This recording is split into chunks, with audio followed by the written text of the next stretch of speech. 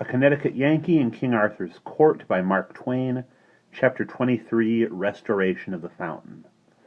Saturday noon I went to the well and looked on a while. Merlin was still burning smoke powders and pawing the air and muttering gibberish as hard as ever, but looking pretty downhearted, for of course he had not started even a perspiration on that well yet.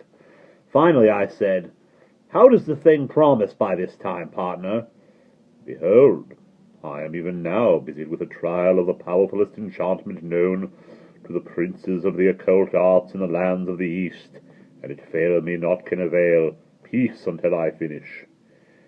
He raised a smoke this time that darkened all the region, and must have made matters uncomfortable for the hermits, for the wind was their way, and it rolled down over their dens in a dense and billowy fog.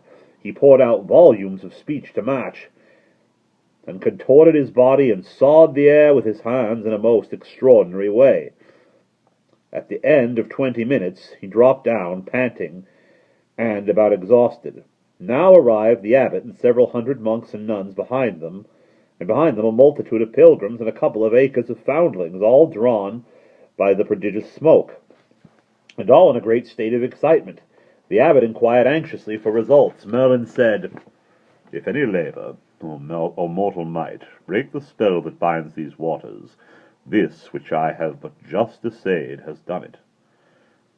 It has failed, whereby I do not know that which I feared is a truth established. The sign of this failure is, that the most potent spirit known to the magicians of the East, and whose name none may utter and live, has laid his spell upon this well. The mortal does not breathe, nor ever will, who can penetrate the secret of that spell, and without that secret none can break it. The water will flow no more forever, good father.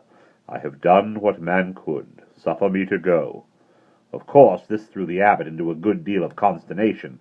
He turned to me with the signs of it in his face and said, "Ye have heard him? Is it true?" "Part of it is." "Not all, then? Not all? What part is true?"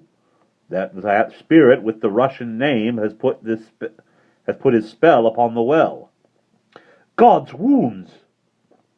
Then are we ruined?" "Possibly, but not certainly." "You mean not certainly?" That is it."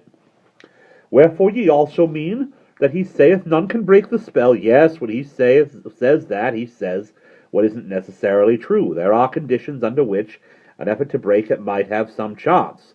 That is, some small trifling chance of success. The conditions? Oh, they are nothing difficult, only these. I want the well and the surroundings for the space of half a mile, entirely to myself from sunset today until I remove the ban, and nobody allowed to cross the ground but by my authority." "All these too?" "Yes." "And you have no fear to try?" "Oh, none. One may fail, of course, and one may also succeed. One can try. I am ready to chance it. I have my conditions. These and all others you may name. I will issue commandment to the effect." "Wait," said Merlin with an evil smile. "Ye wit that he would break this spell must know that spirit's name?" "Yes, I know his name." "And wit you also that you know it skills not of itself, but he must likewise pronounce it?" "Ha ha! Knew ye that?" "Yes, I knew that too." "You had that knowledge? Art a fool? Are ye minded to utter the name and die?" "Utter it? Why, certainly." Excuse me. "Why, I would utter it if it was Welsh." "Ye are even a dead man then, and I go to tell Arthur." "That's all right. Take your gripsack and get along. The thing for you to do now is go home and work the weather, John W. Merlin." It was a home shot. It made him wince, for he was the worst weather failure in the kingdom. Whether he ordered up the danger signals along the coast, there was a week's dead calm, sure, and every time he prophesied fair weather it rained brickbats. but I kept him in the Weather Bureau right along to undermine his reputation. However, that shot raised his bile, and instead of starting home to report my death, he said he would remain and enjoy it. My two experts arrived in the evening, and pretty well fagged, for they had traveled double tides. They had pack mules along, and had brought everything I needed: tools, pump, lead pipe, Greek fire, sheaves of big rockets, Roman candles, colored fire sprays, electric apparatuses, and a lot of sundries, everything necessary for the stateliest kind of miracle. They got their supper and a nap, and after midnight we sailed out through a solitude so solely vacant and complete that it was overpassed and that it quite overpassed the required conditions. We took possession of the well and its surroundings. My boys were experts in all sorts of things, from the stoning up of a well to the constructing of a mathematical instrument. An hour before sunrise we had that leak mended in ship-shape fashion, and the water began to rise. Then we stowed our fireworks in the chapel, locked up the place, and went home to bed. Before the noon mass was over, we were at the well again, for there was a deal to do yet, and I was determined to spring the miracle before midnight, for business reasons. For whereas a miracle worked for the church on a weekday is worth a good deal, it is worth 6 times as much if you get it on a Sunday. In 9 hours the water had risen to its customary level. That is to say, it was within 23 feet of the top. We put in a little iron pump, one of the first turned out by my works near the Capitol. We bored into a stone reservoir which stood against the outer wall of the well chamber, and inserted a section of lead pipe that was long enough to reach to the door of the chapel, and project beyond the threshold, where the gushing water would be visible, to the 250 acres of people I was intending should be present in that flat plain in front of this little holy hillock at the proper time. We knocked the head out of an empty hogshead, and hoisted this hogshead into the flat roof of the chapel, where we clamped it down fast, poured in gunpowder till it lay loosely an inch deep on the bottom, that we stood up rockets in the hogshead, to think as they could loosely stand all the different breeds of rockets there are, and they made a portly and imposing sheaf, I can tell you.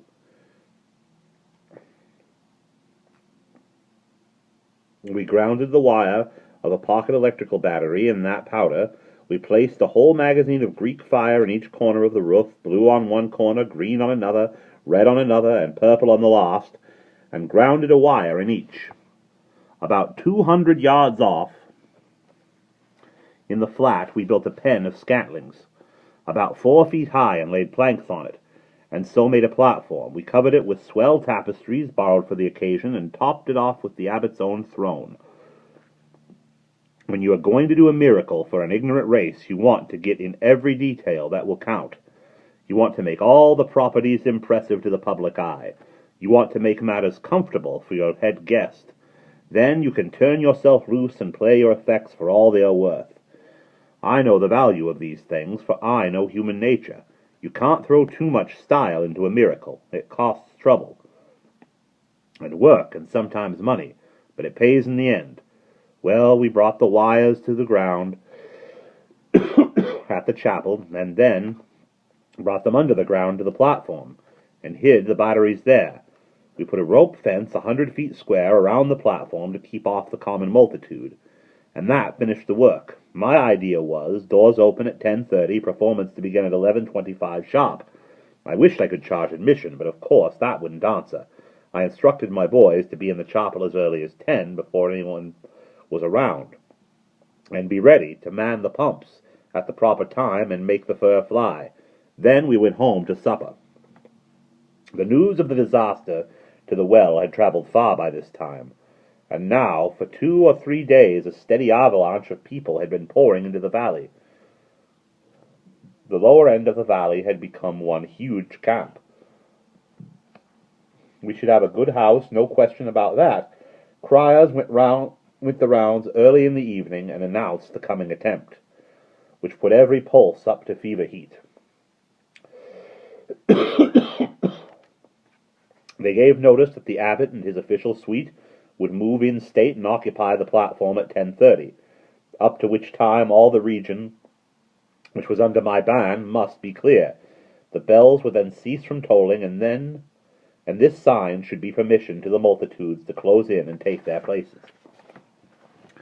I was at the platform and all ready to do the honors when the abbot's solemn procession hove in sight, which it did not do till it was nearly to the rope fence, because it was a starless black night and no torches permitted.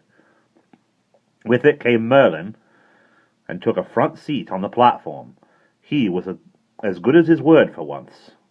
One could not see the multitudes banked together beyond the ban, but they were there just the same. The moment the bells stopped, those banked masses broke and poured over the line like a vast black wave.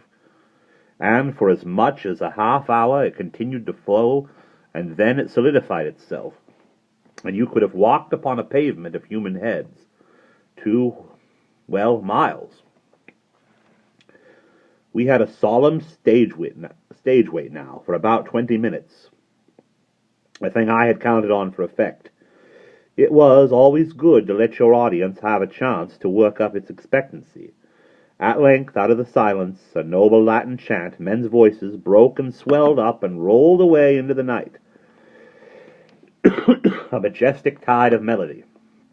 I had put that up too, and it was one of the best effects I had invented. When it was finished, I stood up on the platform and extended my hands abroad. For 2 minutes, with my face uplifted, that always produces a dead hush, and then slowly pronounced this ghastly word with a kind of awfulness which caused hundreds to tremble, and many women to faint. Constantino Politic Chair Dudes Sac per fifth Menachere Gesellschaft. Just as I was moaning out the closing hunks of that word, I touched off one of my electric connections, and all that murky world of people stood revealed in a hideous blue glare. It was immense, that effect. Lots of people shrieked. Women curled up and quit in every direction. Foundlings collapsed by platoons. The abbot and the monks crossed themselves nimbly, and their lips fluttered with agitated prayers. Merlin held his grip, but he was astonished clear down to his corns. He had never seen anything to begin with like that. Now was the time to pile in the effects. I lifted my hands and groaned out this word, as if it were an agony.